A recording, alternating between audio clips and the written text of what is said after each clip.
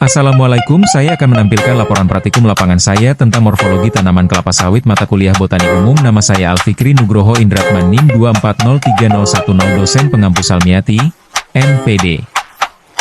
PhD, Program Studi Teknologi Pasca Panen Institut Perkebunan Pelelawan Indonesia tahun 2025. Latar belakang praktikum ini tanaman kelapa sawit, Elais guinensis, merupakan tanaman monokotil yang memiliki morfologi khas, terdiri dari bagian vegetatif dan generatif. Bagian vegetatif meliputi akar serabut yang tumbuh vertikal dan horizontal, memberikan dukungan struktural serta menyerap air dan nutrisi dari tanah.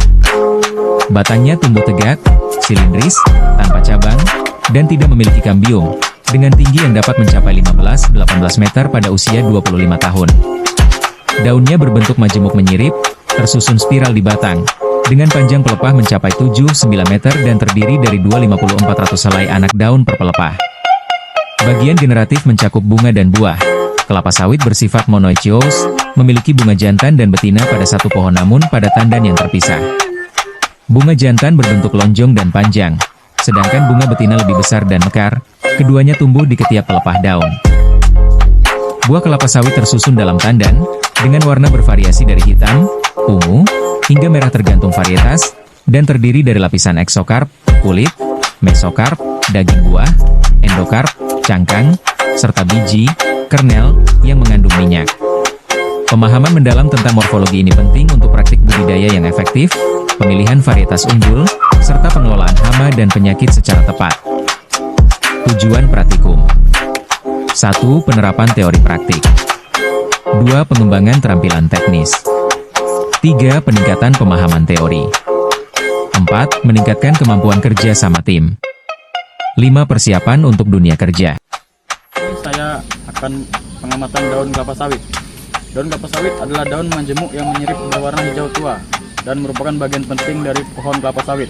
Daun-daun ini tersusun pembentukan satu pelepah yang panjangnya dapat mencapai 7,5-9 meter dan memiliki banyak anak daun sekitar 250-400 helai. Baiklah, di sini saya akan menjelaskan. Kalau bagian ini adalah daun,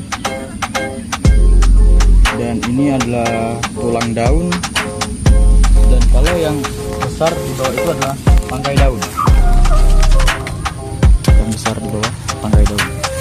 Dan ini kalau secara keseluruhan disebut pelepah. Pembahasan. Akar. Kelapa sawit memiliki sistem perakaran serabut yang terdiri dari akar primer, sekunder, tersier, dan kuarter. Akar primer tumbuh vertikal ke dalam tanah, sementara akar sekunder menyebar horizontal hingga mencapai radius 16 meter. Akar tersier dan kuarter, yang berdiameter kecil, berperan aktif dalam penyerapan air dan nutrisi. Tanaman ini juga dapat membentuk akar napas, pneumatofor, sebagai adaptasi terhadap kondisi tanah tergenang atau salinitas tinggi. Batang kelapa sawit berbentuk silinder, tumbuh tegak tanpa cabang, dan tidak memiliki kambium karena termasuk tanaman monokotil. Diameter batang berkisar antara 20-75 cm, dengan pertambahan tinggi sekitar 25-45 cm per tahun. Pada usia muda, batang diselimuti oleh pelepah daun, namun setelah umur 12 tahun, pelepah akan mengering dan lepas, memperlihatkan batang yang bersisik. Daun kelapa sawit merupakan daun majemuk menyirip dengan warna hijau tua. Pelepah daun berwarna lebih muda dan memiliki duri yang tidak terlalu keras. Setiap pelepah dapat mencapai panjang hingga 8 meter dan terdiri dari 150-250 helai anak daun yang tersusun dalam pola spiral dengan sudut sekitar 137,5 derajat. Bunga. Kelapa sawit adalah tanaman monoecious, artinya bunga jantan dan betina terdapat pada satu pohon namun dalam tandan yang terpisah.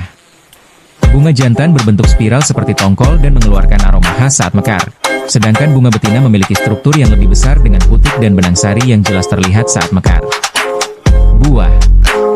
Buah kelapa sawit tersusun dalam tandan yang muncul dari pangkal pelepah. Setiap tandan dapat berisi sekitar 1.600 buah, dengan berat tandan mencapai 25-35 kg. Buah terdiri dari 3 lapisan utama, eksokarp, kulit luar, mesokarp, daging buah yang mengandung minyak, dan endokarp, cangkang keras yang melindungi biji atau kernel. Berdasarkan hasil praktikum morfologi tanaman kelapa sawit, Elais guineensis, dapat disimpulkan bahwa tanaman ini memiliki struktur morfologi yang khas dan kompleks, mencakup bagian-bagian utama seperti akar, batang, daun, bunga, buah, dan biji. Akar kelapa sawit merupakan akar serabut yang terdiri dari akar primer, sekunder, tersier, dan kuarter, berfungsi untuk menyerap air dan nutrisi serta menopang tanaman. Batangnya berbentuk silindris, tumbuh tegak tanpa cabang, dan dilapisi oleh pelepah daun yang kuat. Daunnya majemuk menyirip, tersusun spiral di batang, dengan panjang pelepah mencapai 7-9 meter dan terdiri dari 250-400 helai anak daun per pelepah. Bunga kelapa sawit bersifat monoecious, dengan bunga jantan dan betina terdapat pada satu pohon namun dalam tandan yang terpisah. Bunga jantan berbentuk lonjong memanjang, sedangkan bunga betina lebih besar dan bulat. Buahnya tersusun dalam tandan, berbentuk lonjong dengan warna bervariasi tergantung varietas, terdiri dari lapisan eksokarp, mesokarp, endokarp, dan biji yang mengandung minyak.